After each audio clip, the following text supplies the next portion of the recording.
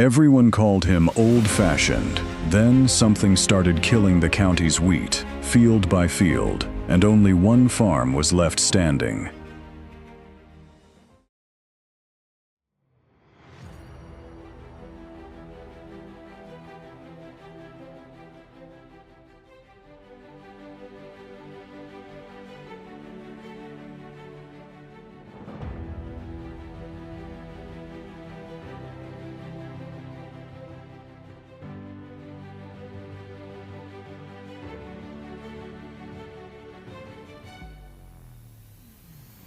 County land records list the Thorne place as Parcel 87, Hollow Creek County, 310 acres on the western bend of the creek, farmed continuously by 5 generations of the same family since the ground was first broken in 1891.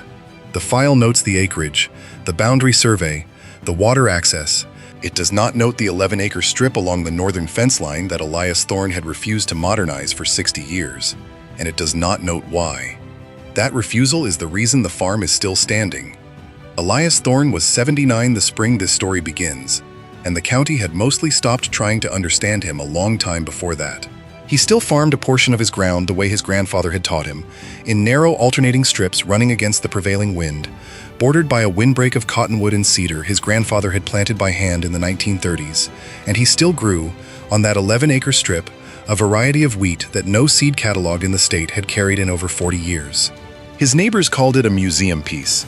Some called it worse, quietly, at the diner, where the general opinion was that a man farming 300 acres, the way it was done before the Second World War, was either sentimental or stubborn, and possibly both. What almost none of them knew, because Elias had never once explained himself to anyone who did not ask directly, was that the strip existed for a reason that had nothing to do with sentiment. His granddaughter Clara Thorne knew part of it. Clara was 26, finishing a graduate program in plant pathology 2 hours east, and she had grown up half believing her grandfather's stubbornness was simply the shape grief sometimes takes in a man who has outlived his own century. It was Clara who noticed, that April, that Halbrook Grain Partners had begun buying up farms along the western edge of Hollow Creek County at a pace that had nothing to do with ordinary land turnover. Halbrook was a regional agribusiness consolidator, the kind of company that did not advertise itself with a sign so much as with a list of acquisitions that got a little longer every season. By the time Clara started paying attention, Halbrook controlled close to 9,000 acres bordering the Thorne place on 3 sides, all of it converted to a single high-yield hybrid wheat variety, planted edge to edge with no rotation, no windbreak, and no room in the business plan for a 300-acre holdout sitting in the middle of what the company's own internal maps, which Clara would later see, labeled simply as the Gap. Dean Corwin, Halbrook's regional acquisitions manager, had made Elias 4 offers in 3 years, each one higher than the last, each one refused in roughly the same handful of words. "This ground isn't for sale," Elias told him, the 3rd time Corwin drove out, standing on the porch with his arms crossed. "It wasn't for sale when my father was alive, and it won't be for sale when I'm not." "Everybody says that," Corwin said, "until the numbers change their mind." "Numbers didn't grow this wheat," Elias said. "I did." Corwin left that day the way he always did, polite, unbothered, already halfway to his truck before the conversation had fully ended, which Elias would later understand was not indifference at all. It was patience, of a specific and calculated kind. Voss, over at the feed store, had his own read on it, delivered to Elias one Saturday morning while ringing up a fence repair order. "That Corwin fellow's been in here twice this month, asking who else along your fence line is thinking about selling," Voss said, not looking up from the register. "Didn't ask about you directly. Asked about everybody around you instead. Man's building a fence of his own, just made of paper." Elias thought about that longer than he let on, though it would be another 2 months before he understood exactly what kind of fence Voss had meant. The outbreak started in the last week of May in a Halbrook field 2 miles south of the Thorne place, and for the first several days it looked like nothing more than ordinary bad luck, a rust-colored streaking on the lower leaves of the hybrid wheat, spreading fast in the warm, humid stretch of weather the county had been having, the kind of stem rust infection that shows up somewhere in wheat country most years and usually burns itself out before it does serious damage. By the second week of June, it had not burned itself out. It had spread across nearly 4,000 of Halbrook's acres and into 2 smaller independent farms besides, cutting yield projections by more than half in fields that had looked, only a month earlier, like the best stand of wheat the county had seen in a decade. Clara drove home the weekend the extension office confirmed what everyone already suspected, and found her grandfather in the 11-acre strip, walking the rows the way he did most mornings, checking leaves the way another man might check a barometer. "It hasn't touched yours," she said, more statement than question, because she had already walked half the strip herself before finding him. "No," Elias said, "it won't. Grandpa, this strain is moving through hybrid wheat all over the western half of the county. Why would yours be any different?" Elias did not answer her directly, not that day. What he told her instead, sitting on the tailgate of his truck at the edge of the strip, while the wind moved through the cottonwoods his grandfather had planted, was a piece of the family's history Clara had heard only in fragments before. Her great-great-grandfather had farmed through the worst of the 1930s.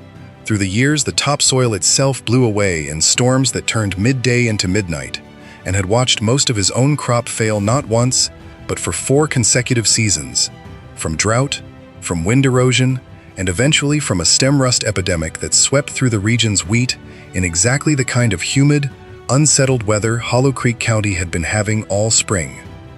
That epidemic, one of the worst agricultural disasters of the era, had wiped out wheat across a huge stretch of the country, and it taught farmers of that generation a lesson modern seed catalogs had mostly let people forget.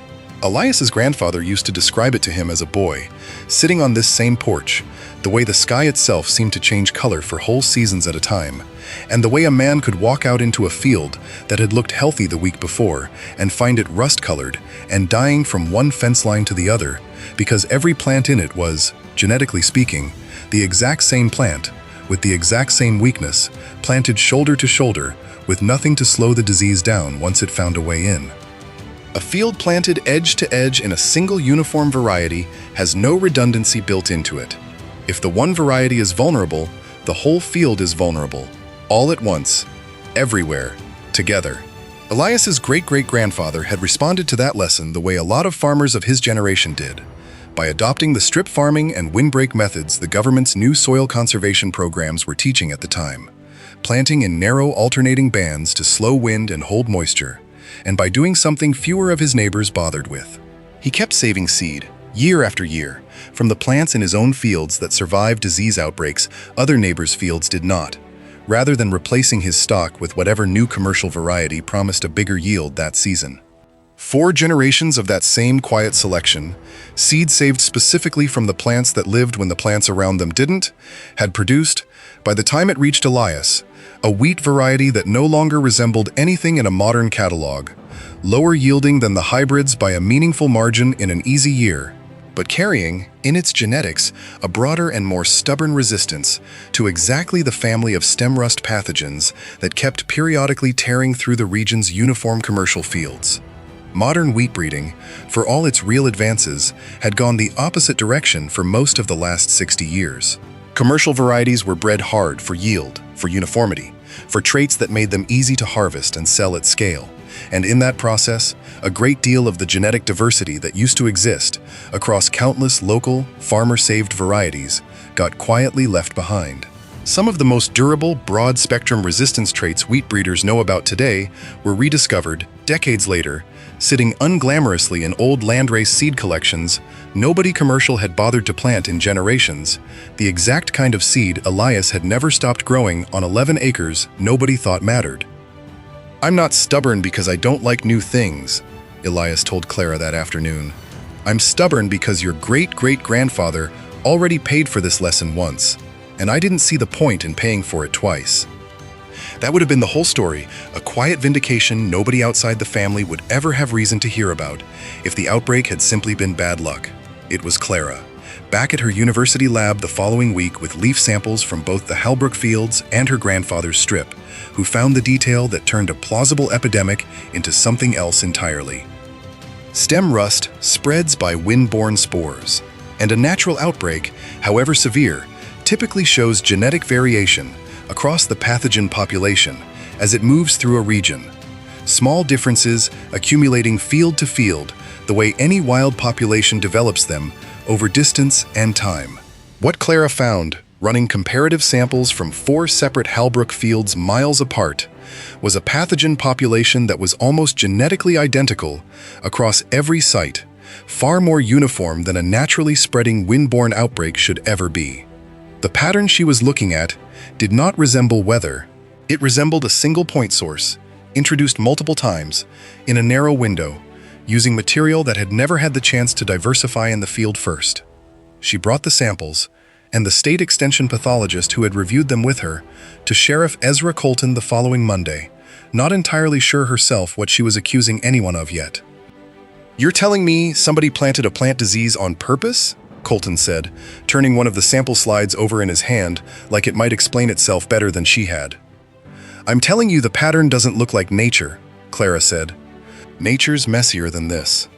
The trail, once the state agriculture department's investigators started pulling it, was not especially hard to follow, mostly because nobody involved had expected a graduate student with a microscope to be the one looking. A custom harvesting contractor Heirloom used across its consolidated acreage had, that same spring, also serviced a research trial plot 2 counties over where a university pathology program was studying, under strict containment protocols, an aggressive stem rust isolate for resistance breeding work. Equipment records showed the same contractor's combine moving from that trial site directly into Heirloom's fields within the same week the outbreak first appeared, without the decontamination step the containment protocol required, a step Dean Corwin, records would later show, had personally waived to keep the harvest schedule on time, in an email that never once mentioned the word rust, only cost. Clara was in the room, along with the state pathologist, when investigators confronted Corwin with the equipment logs for the first time, and she would say afterward that the thing she remembered most was not what he said, but how long it took him to say anything at all. "I waived a cleaning step," Corwin finally said. "That's a scheduling decision. That is not the same thing as planning an outbreak. It's the same thing as not caring whether there was one," the state pathologist said. Whether Corwin fully understood what he was risking, or simply understood that cutting the decontamination step would save 2 days and did not think past that, became the question the state's investigation spent the next several months untangling, and it is not a question this story can answer with certainty, because Corwin himself, when investigators finally interviewed him, insisted he had never intended to spread disease onto anyone's land, his own companies included. A claim made considerably less convincing by the fact that Heirloom's acquisition offers on 3 neighboring holdout farms, the Thorne place among them, had been quietly withdrawn and reissued at lower prices the same week the outbreak began, before any public announcement of crop failure had been made at all. Whatever Corwin intended, the outbreak did not spare Heirloom's own fields, which was the detail that eventually convinced even the skeptics in town this had not been a clean, calculated scheme so much as a reckless shortcut that had gotten away from the man who took it. Heirloom lost more acreage to the outbreak than any other operation in the county, nearly $2 million in projected yield, and the reissued lowball offers on the Thorne place and its neighbors offers time to land right when those farmers were most frightened about a spreading epidemic, arrived the same week Heirloom's own harvest projections collapsed, turning what might have been a quiet, deniable land grab into the exact kind of pattern state investigators know how to build a case around. Elias never sold. He did not need to, and by autumn, when the story had made its way through every conversation at Voss Feed and Seed and well beyond the county line, he did not need to defend the 11-acre strip to anyone either. The Extension Office, along with 2 university breeding programs, asked to collect seed from that strip for further study, interested less in Elias's yield, which was modest, than in whatever combination of genetics 4 generations of quiet, unglamorous seed saving had preserved in a variety everyone else had long since decided was worthless. Sheriff Colton stopped by that October, not on any official business, and found Elias and Clara out in the strip together, boxing seed for the university researchers who would be by the following week. He stood at the fence line a while before either of them noticed him. "Never thought I'd see the day university men drove out here asking your permission for anything," Colton said. "Neither did I," Elias said. "Wasn't asking permission I was after, all those years. Just didn't see the sense in throwing away something that still worked." They wanted to wipe us off the map because we were in the way, Elias told Clara that November, standing at the edge of the strip while she packaged the last of the season's seed samples for the university lab. They didn't stop to ask why the ground in the way of them was still standing when the rest of the county wasn't. Halbrook Grain Partners settled with the state and with the affected farmers the following spring, a figure large enough to make the regional papers for a week and then quietly disappear from them, the way these things usually do once the checks clear and the story stops being new. Dean Corwin no longer works in acquisitions.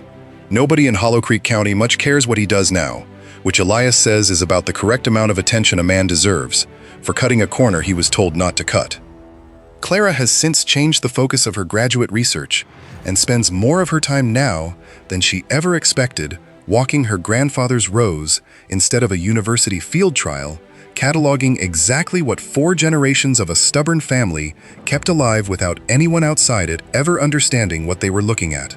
Elias still walks the strip most mornings, the way he always has, though these days there is usually a folder of soil and seed data waiting for him back at the house that did not exist a year earlier. Proof, if he had ever wanted proof, that the oldest thing on his farm turned out to be the only thing modern enough to survive what came for it. If you want to be here for the next Hollow Creek file, the ones still being written under names you have not heard yet, subscribe to the registry, and we will keep bringing you the harvests nobody saw coming.